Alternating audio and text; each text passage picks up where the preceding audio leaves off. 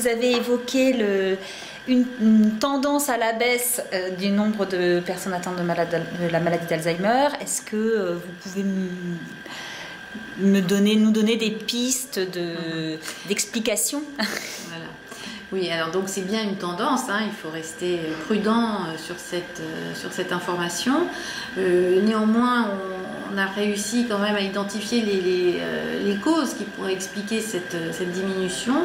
La toute première, c'est une meilleure prévention cardiovasculaire, puisqu'on sait que beaucoup de personnes âgées atteintes de maladie d'Alzheimer présentent des facteurs de risque cardiovasculaires qui viennent là également augmenter les lésions au niveau cérébral. Donc on comprend bien qu'en maîtrisant les facteurs de risque cardiovasculaires et notamment le traitement de l'hypertension artérielle, du diabète, de l'hypercholestérolémie, eh bien on assiste à cette diminution.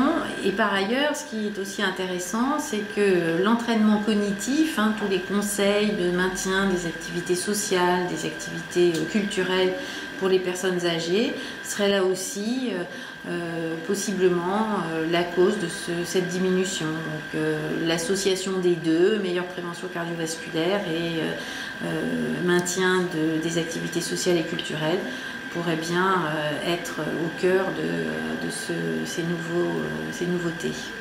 D'accord. En matière de dépistage, aujourd'hui, on en est où? Quelles sont les pistes?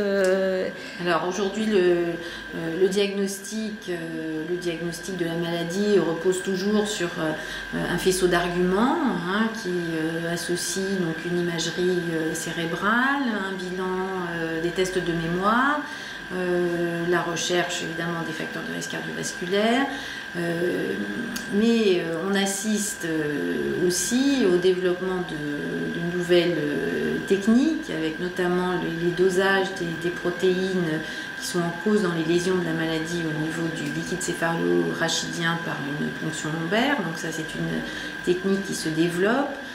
Peut-être plus pour des personnes plus jeunes que des malades très âgés, parce que ça nécessite souvent une hospitalisation de jour et un peu de technicité pour faire cette ponction et faire ces dosages.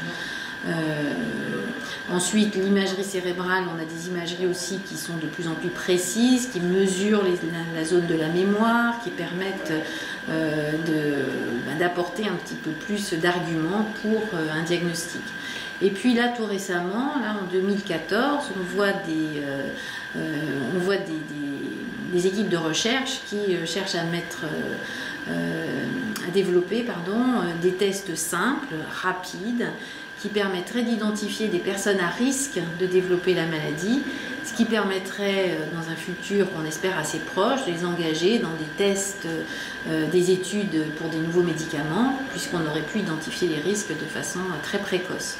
Donc on a 2 tests qui ont été mis au point tout récemment et qui vont peut-être se développer.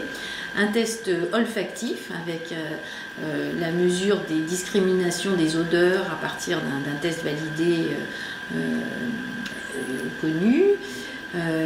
Et puis un test visuel qui permet, par une imagerie rétinienne comparée à une imagerie cérébrale, de visualiser ces fameuses plaques amyloïdes qui signent en partie la maladie d'Alzheimer.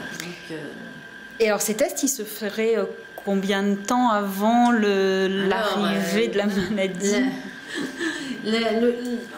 Là, en termes de temps, là, on en reste très démunis. Les études qui ont permis de mettre au point ces tests ont été faites sur des personnes saines qui étaient volontaires et qui ont accepté de participer. Après, on peut tout à fait imaginer qu'on puisse proposer ça à des gens qui se plaignent de leur mémoire, déjà. Après, si c'est simple, très rapide, pourquoi pas, en tout cas pour le test visuel, proposer ça à tous les ophtalmos. Voilà, je crois que le champ reste évidemment très ouvert. Il faut avoir un peu plus de certitude et avoir des études peut-être plus nombreuses qui vont dans le même sens. Mais si jamais on pouvait faire un diagnostic comme cela, évidemment, ça changerait radicalement les choses.